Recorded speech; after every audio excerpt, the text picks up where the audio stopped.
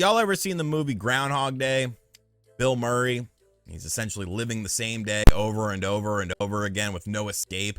As someone who talks about video game news, I often feel a bit like Bill Murray because you constantly talk about the same things over and over and over again. And I woke up this morning and there on my Twitter feed was a new Nintendo Switch 2 story. And I'm like, bro, this is insane. This is nuts. Why are we talking? Who knows what? Why is all of this happening? But if websites are going to get the bag, RGT is going to get the bag as well. And if you don't like Switch 2 stuff, I'm sorry. There's a myriad of other content on this channel that you can enjoy. But yes, a new Nintendo Switch 2 story. Let's just hop straight into it here. I mean, what are we going to do, folks? What are we going to do? Over on My Nintendo News, rumor. Nintendo planning to release version of the Switch 2 without backwards compatibility. Now, backwards compatibility has been a very hot topic when it comes to the Nintendo Switch 2 system. People think that it's a foregone conclusion, while RGT is like, hey, maybe you should pump the brakes on that a little bit. I'm just saying, if two of my best-selling games, and actually the best-selling game on my system, was a game that we released on the Wii U, Mario Kart 8 Deluxe, was a game that we added in substantial amounts of content to with new courses and new characters into the game. We also added a new mode for the Switch version of the game, but we have all this content that came out specifically on the Switch only. Why can't I re-release that on the Nintendo Switch 2 if it sold so well on the Switch? Why can't I take The Legend of Zelda Breath of the Wild and have this enhanced version that we heard about at Gamescom, you know, 4K 60 frames per second? That to me sounds a little bit more than just a power-based thing. It sounds more so like a potential redesign of the game. You also have the DLC that came out for Breath of the Wild as well. Why can't I re-release that as a, you know, deluxe edition of it on the Switch too? I'm not saying that's a foregone conclusion. I'm just saying you got to think about the possibilities from a business perspective, because if I'm a business, I want to make as much money as possible at the expense of anyone. So here we go. No backwards compatibility. So what's going on with this? Each day it seems that a brand new Nintendo Switch rumor is circulating online. You've got that right. My Nintendo News. The latest rumor comes from Xbox era rumor monger. I don't know if I like that monger word. Shenspal Nick. We just call him Nick. I don't know how to say that first name, which claims to have heard from sources that Nintendo is planning a Switch 2 console, possibly without a cartridge slot, which won't be backwards compatible with the original Nintendo Switch games. That would mean that there are two models, one with a cartridge slot and the second an all-digital version.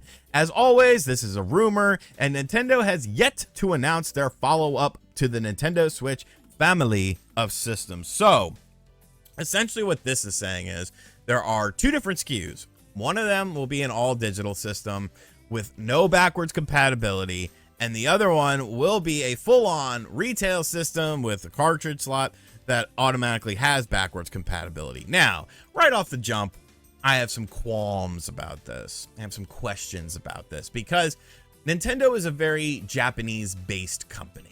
You know, the Nintendo of Japan is essentially Nintendo. This isn't a situation like the early 90s where Sega of Japan and Sega of America were two different companies with two different philosophies, and that's why we got Sonic CD and Sonic the Hedgehog 2, which were kind of two different games because both of those games were different visions of different divisions of Sega's companies at that time for the evolution of Sonic.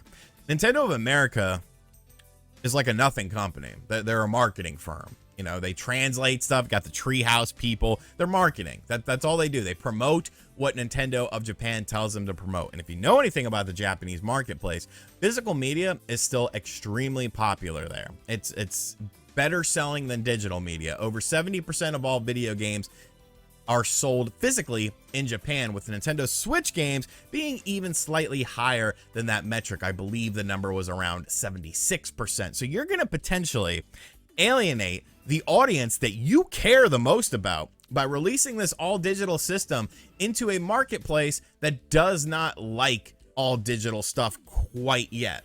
That doesn't make any sort of sense to me, especially with the Japanese philosophy of Nintendo. Now, yes, there have been all digital systems released in Japan prior to this. There has been the Xbox Series S, which I mean, nobody buys Xbox stuff in Japan. And then you have the PlayStation 5 all digital edition. But even the PlayStation 5, the slim model that we've talked about on the channel recently, that has a new feature in which you can actually attach a physical disk drive to it should you want to add physical media to this. So now there's more options out there when it comes to physical media. And I know physical media is dying, especially in the West, with Best Buy, you know, taking down their physical movies in the store. There's been rumors about games. They say games are fine for now, but then we have other reports coming out that Walmart has been toying with the idea for 2024 to cut down their video game division, at least on the Xbox game side of things. So this all digital future is indeed coming, but Japan isn't really super interested in that right now. You know, they're still buying physical media at a large rate, and considering that Xbox and Sony are primarily Western companies right now, it would be weird for Nintendo, the king of Japan, to be like, hey, we're embracing this all digital stuff already, so you buy this system, you can't play your old Switch games. What does that mean, by the way?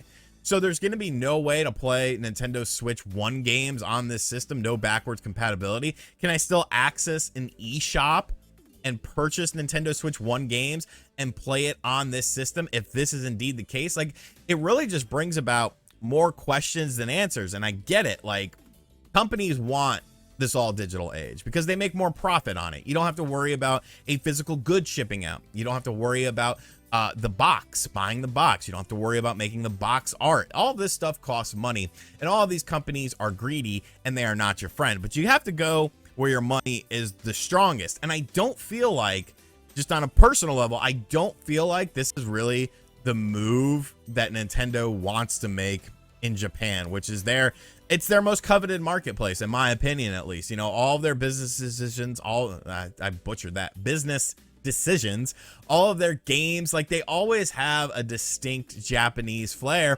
because that's where they're based out of. That's what they love. They love that marketplace, and people love them for that because of this experience with the game. So, you know, to me, this is almost a situation where, and no disrespect to Nick, but it's like a lot of these insiders are just kind of throwing shit at the wall. You know, if you throw enough shit at the wall, eventually something is going to stick.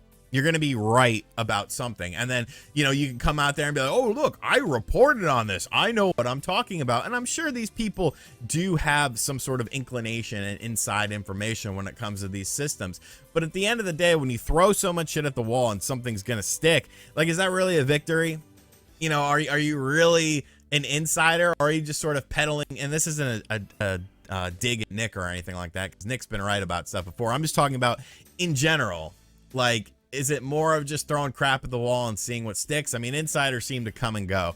So to me, this doesn't make any sense, especially if we're talking about full backwards compatibility. Like, no Switch 1 games can play on this system. What sort of price differential would it be as well? Like, you're literally cutting down features on this system and the ability to play a library of games. I'm assuming, because backwards compatible to me means that, you know, all Switch 1 games cannot be played on this system. And that would just be a stupid ass decision to begin with. So I don't know, man. It's another day, another Switch 2 story. I'm probably going to use, I don't know, I might change the picture, but I'm going to use the same format that I used for yesterday's story, because if these websites are going to make money, RGT is going to make money. Don't shoot the messenger. Don't get mad at me. I'm the one trying to make sense of all this stuff. I'm the one trying to, you know, actually analyze the situation and look at it and see if I think it's right or see if I think it's wrong. So if anything, you should be thanking me. And you could thank me by hitting that subscribe button, hitting the like button as well. Also, a little bit of an aside, I had a bunch of people complaining last night that they don't know where to find the Spawncast after show. We go live on my second channel, which I will have a link to in the description box down below. Every Saturday night after the Spawncast that I'm on, it gets very unhinged, it gets very crazy. It's not really about video games. We just kind of talk about whatever, unless somebody brings up a video game related topic. So if you've been wondering where that channel is, link in the description box down below. I do other videos on there, like wrestling crap, retro video game stuff. It's a fun time. Come join us over there. We just hit 30,000 subscribers. And as always, guys, I'll catch you guys on the next video. Later.